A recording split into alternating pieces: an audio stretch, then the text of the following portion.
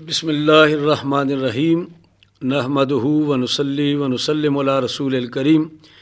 حضرت ابو ہریرہ رضی اللہ تعالیٰ عنہ سے مروی ہے، فرماتے ہیں رسول کریم صلی اللہ تعالیٰ علیہ وسلم نے فرمایا، ہر صبح دو فرشتے اترتے ہیں اور ان میں سے ایک کہتا ہے یا اللہ خرچ کرنے والے کو نعم البدل عطا فرما، اور دوسرا کہتا ہے یا اللہ روکنے والے کے مال کو ضائع کر دے، تلف کر دے۔ اس حدیث شریف میں اللہ تعالیٰ کے راستے میں مال خرچ کرنے کا فائدہ اور بخل یعنی مال خرچ کرنے کے سلسلے میں کنجوسی کا نقصان ذکر کیا گیا ہے۔ اس کی تفصیل یوں بتائی گئی کہ اللہ تعالیٰ کے دو فرشتے روزانہ اترتے ہیں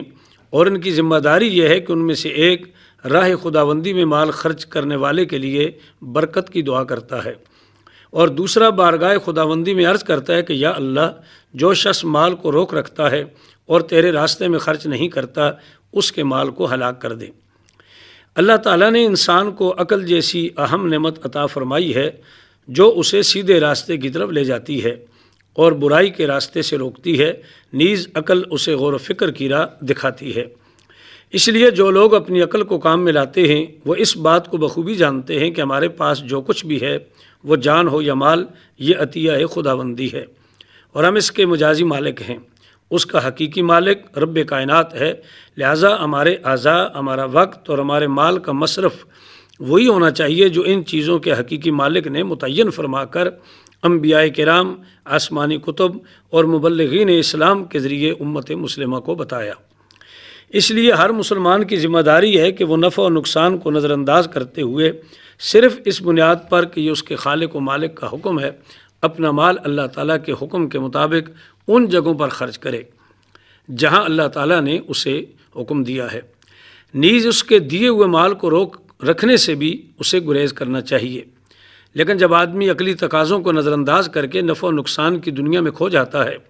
اور عبادت تک کو نفع و نقصان کے ترازو میں تولنا شروع کر دیتا ہے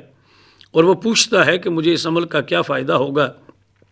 اور اگر عمل نہ کروں تو نقصان کیا ہوگا، تو شریعت اسلامیہ نے اس کا حل بھی پیش کر دیا اور رحمت للعالمین صلی اللہ علیہ وسلم نے ہدایات خداوندی کے مطابق اس راہ کو بھی اختیار فرمایا اور بتایا کہ فلاں عبادت کا کیا فائدہ ہے اور فلاں کام کا کیا نقصان ہے۔ چنانچہ اس حدیث میں اسی انداز تبلیغ کو اختیار کیا گیا۔ اللہ تعالیٰ کی صفت رحمان الرحیم ہے۔ اللہ تعالیٰ کے رسول معظم صلی اللہ تعالیٰ علیہ وسلم رحمت للعالمین ہیں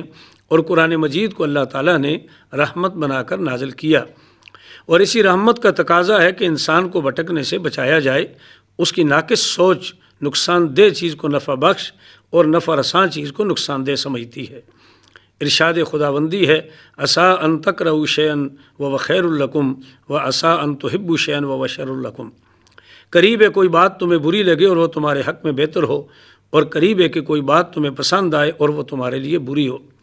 اس لیے اللہ تعالیٰ اپنے نبی کریم صلی اللہ علیہ وسلم اور اپنے کلام قرآن مجید کے ذریعے ہدایت کی راہیں کھول کر ہمیں بھٹکنے سے بچاتا ہے۔ انسان سمجھتا ہے اور ظاہری طور پر عقل بھی اس بات کا تقاضا کرتی ہے کہ مال خرچ کرنے سے کم ہوتا ہے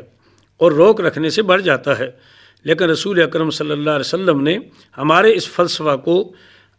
عقل نارسا کی پیداوار قرار دے کر رد کر دیا اور بتایا کہ راہ خداوندی میں خرچ کیا جانے والا مال بابرکت ہو جاتا ہے اور بڑھ جاتا ہے، اور جب مال روک کر رکھا جائے تو بظاہر وہ ہمارے پاس موجود ہوتا ہے لیکن حقیقت میں وہ تلف ہو جاتا ہے۔ اگرچہ مومن اللہ تعالیٰ اور اس کے رسول صلی اللہ علیہ وسلم کے ارشادات پر ایمان رکھتا ہے اور اس کی تفصیل میں نہیں جانا چاہتا، لیکن جو لوگ اس کی صورت معلوم کرنا چاہتے ہیں ان کو علم ہونا چاہیے کہ خرچ کیے جانے والے مال کی جگہ دوسرا مال کیسے آ جاتا ہے اور روکا جانے والا مال ضائع کیسے ہوتا ہے۔ تو اس کی صورت یہ بھی ہو سکتی ہے کہ اللہ تعالیٰ خرچ کرنے والے کو کسی دوسرے راستے سے عطا کر دے،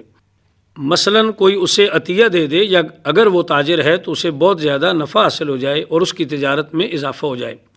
اور جو شخص مال روک کر رکھتا ہے اس کا مال گم ہو جائے، یا وہ یا اس کے گھر والوں میں سے کوئی فرد بیمار ہو جائے اور یہ مال اس بیماری پر خرچ ہو جائے۔ یہ تو وہ صورت ہے جب موجودہ مال کو روک کر رکھا۔ قرآن مجید نے تو اس حد تک بتایا کہ اگر وہ سود کے ذریعے مال لیتا ہے تو وہ بھی مٹ جاتا ہے۔ ارشاد خداوندی ہے یمحق اللہ الربا ویربی الصدقات، اللہ تعالیٰ سود کو مٹاتا اور صدقات کو بڑھاتا ہے۔ صدقات و خیرات کے ذریعے آدمی اللہ تعالیٰ کے حکم کی تعمیل کرتا ہے قرآن مجید پر عمل کرتا ہے، اپنے آقا صلی اللہ علیہ وسلم کی اطاعت کا راستہ اختیار کرتا ہے اور غرباء و مساکین کی دعائیں لیتا ہے، اور یہ تمام باتیں برکت کا باعث ہیں۔ جبکہ مال کو روک کر رکھنے والا اللہ تعالیٰ اور اس کے رسول صلی اللہ علیہ وسلم کی اطاعت سے روگردانی کرتا ہے، قرآن مجید پر عمل سے منہ موڑتا ہے اور مستحقین اور نادار لوگوں کی دل شکنی کر کے ان کی دعاؤں سے محروم رہتا ہے، اور ان امور کی وجہ سے اس کے مال میں ضائع ہونے کے اسباب پیدا ہوتے ہیں۔ اللہ تعالی ہمیں اچھے کاموں میں مال خرچ کرنے کی توفیق عطا فرمائے، آمین۔ وآخر دعوانا ان الحمدللہ رب العالمین۔ This program is the sole property of Central Productions, Pakistan Broadcasting Corporation, Islamabad. Piracy in this regard is illegal.